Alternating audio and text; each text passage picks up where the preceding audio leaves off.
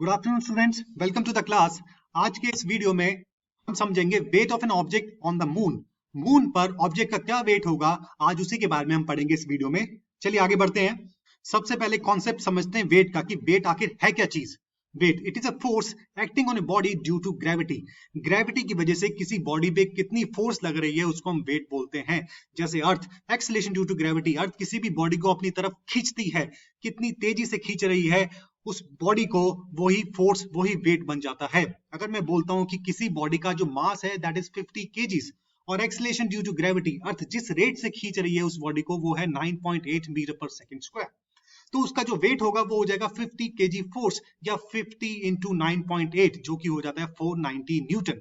तो 50 केजी मास अगर अर्थ पे रखते हैं तो उसका जो वेट है वो बन जाता है 490 न्यूटन। फॉर एग्जाम्पल जैसे अगर आप वेइंग स्केल में अपना वेट नापते हैं, आता है उसमें वेइंग स्केल में लिखा हुआ आता है 60 केजी, वो असल में 60 केजी नहीं होता, वो 60 केजी फोर्स होता है। वेट अगर आपको निकालना है तो 60 केजी को आप 9.8 या 10 से मल्टीप्लाई कर लीजिए आसानी के लिए, तो 600 न्यूटन आपका वेट होगा।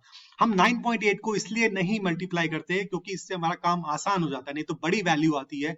और 9.8 पूरे अर्थ में ऑलमोस्ट यूनिफॉर्म ही है, इसलिए हमें जरूरत नहीं होती 9.8 से मल्टीप्लाई करने के लिए। अब नेक्स्ट टाइम अगर आप वेइंग मशीन पर जाएं, अगर आपका वेट आए 60 केजी तो वो 60 केजी नहीं 60 केजी फोर्स होगा, 10 से मल्टीप्लाई कर देना, 600 न्यूटन आपका वेट बनेगा। आई होप ये कॉन्सेप्ट समझ आ गया होगा वेट का। चलिए आगे बढ़ते हैं। वेट ऑन मून, किसी ऑब्जेक्ट का मून पर क्या वेट होगा देखते हैं, आइए समझते हैं। वही 50 केजी की जो ऑब्जेक्ट है, अब हम उसे मून पर लेके आ गए और मून के सरफेस पे हमने उसको रख दिया। अब उसका वेट मून पे क्या होगा, चलिए आइए इसको निकालते हैं। इस बॉडी का मास 50 केजी है और ये स्फेरिकल शेप की है और इसका रेडियस 1 मीटर है। मून के डायमेंशंस को समझ लेते हैं। जो मास है मून का वो है 7.36 इंटू 10⁻22 केजी, ये इसका मास है। और इसका जो रेडियस है ओ ए दैट इज 1.74 इंटू 10⁻6 मीटर। तो ये मून के डायमेंशंस हो गए। अब इन दोनों के बीच में फोर्स क्या होगी, एक दूसरे को ये किस ताकत से किस फोर्स से खींच रहे हैं, that is F is equal to capital G mass of moon into mass of small body divided by जो इनके सेंटर ऑफ मासेस के बीच में जो डिस्टेंस होगा उसका स्क्वायर। अब हम मान लेते हैं O A is R capital R और O dash A small R हो गया, तो टोटल डिस्टेंस हो गया इनके सेंटर ऑफ मासेस में वो हो गया आर प्लस स्मॉल आर, उसका स्क्वायर कर देंगे तो इनके बीच में अब फोर्स हम कैलकुलेट करते हैं। अब देखिए जो रेडियस है वो मून का 1.74 इंटू 10⁻6 मीटर है, जबकि जो रेडियस है इस बॉल का वो 1 मीटर है।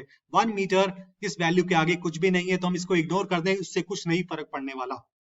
तो जो हमारी फोर्स हो जाएगी वो कुछ इस तरीके से बन जाएगी, कैपिटल जी, ये यूनिवर्सल ग्रेविटेशन कांस्टेंट है 6.67 ×10⁻11 न्यूटन मीटर स्क्वायर पर kg square, and mass of moon into mass of spherical body divided by R square. अब हम क्या करते हैं, मैं कुछ नहीं, मैं चीजों को थोड़ा इधर उधर कर रहा हूं। मैंने जो स्मॉल एम है उसको साइड पे कर लिया और बाकी वैल्यूज को, बाकी वेरिएबल्स और कांस्टेंट को एक तरफ कर लिया। अब मैं इसकी वैल्यू निकालता हूं, capital G into mass of moon divided by R square, radius of moon का स्क्वायर। अब मैं इसकी वैल्यू कैलकुलेट करता हूं तो ये कुछ 1.6 इस तरीके से आती है। अब ध्यान से देखिए जो फोर्स है वो is equal to 1.6 into mass of this small body. ये 1.6 क्या है, एग्जैक्टली यू आर राइट, ये 1.6 है acceleration due to gravity by moon. Moon इस बॉडी को 1.6 मीटर पर सेकंड स्क्वायर के रेट से अपनी तरफ खींच रहा है। अगर मैं वेट निकालना चाहूं तो मैं क्या करूंगा, इस 1.6 को 50 केजी से मल्टीप्लाई कर दूंगा जो कि आता है 80 न्यूटन। आपने देखा होगा पिछली स्लाइड में 50 केजी का जो मास है अगर धरती पे रखा है तो उसका वेट आ रहा है 490 न्यूटन, जबकि मून पे आ रहा है 80 न्यूटन। मून पे जो एक्सेलरेशन ड्यू टू ग्रेविटी है वो 1/6 है अर्थ के मुकाबले, क्योंकि मून का जो मास है वो कम है अर्थ के मुकाबले। अगर मास कम होगा उसकी खींचने की क्षमता, खींचने की कैपेसिटी कम होगी। अगर मास ज्यादा है अर्थ के मुकाबले तो उसकी खींचने की क्षमता, उसकी कैपेसिटी ज्यादा होगी, 9.8 मीटर पर सेकंड स्क्वायर से ज्यादा होगी। आई होप ये कॉन्सेप्ट क्लियर हो गया होगा वेट का आपको स्टूडेंट्स। तो मून पर जो वेट है ऑलमोस्ट 1/6 होता है as compare to that of weight on the earth. अगर आप 60 न्यूटन, कोई बॉडी 60 न्यूटन की है अर्थ पे, तो मून पे जाके वो 1/6 यानी कि 10 न्यूटन की वेट उसका हो जाएगा। चलिए अब इसको समराइज कर लेते हैं। वेट एक तरह की फोर्स है जो कि बॉडी पे एक्ट करती है और इसके जो यूनिट्स हैं वो न्यूटन होते हैं। Mass of a body remains the same irrespective of its location. जो बॉडी का जो मास है, एक तरह से इंटरनल कैरेक्टरिस्टिक्स है, जो मास है उसका अंदर का जो मैटर है वो बिल्कुल नहीं चेंज होता। चाहे आप उस मास को अर्थ पे रख दो, मून पे रख दो, किसी भी मरकरी, प्लूटो, किसी भी प्लैनेट पे रख दो, मास वही रहेगा irrespective of its location. Weight of a body changes due to differences in gravity. Weight जो है वो चेंज हो जाता है। अर्थ पे वेट कुछ और होगा, मून पे कुछ और होगा, किसी और प्लैनेट पे कुछ और होगा, क्योंकि वो डिपेंड करता है मास पर।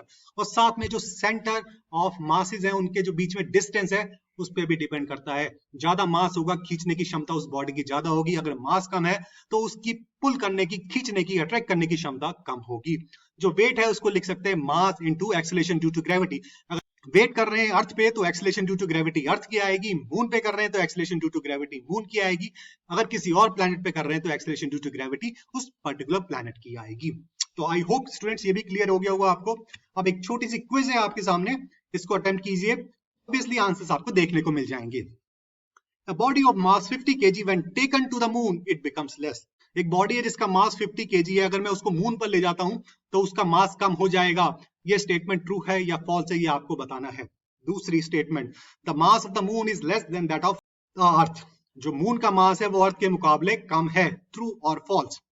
The weight of the body depends on the location. जो बॉडी का वेट है वो लोकेशन पे डिपेंड करता है, यानी कि क्या बॉडी का वेट अर्थ पे अलग होगा, मून पे अलग होगा या किसी और प्लैनेट पे अलग होगा। क्या ये स्टेटमेंट ठीक है या गलत है, ये आपको बताना है।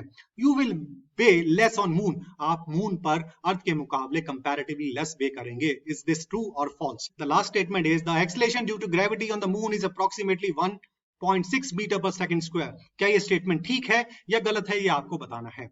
और your time starts now and your answers are. I hope ये वीडियो आपको इंटरेस्टिंग लगा होगा।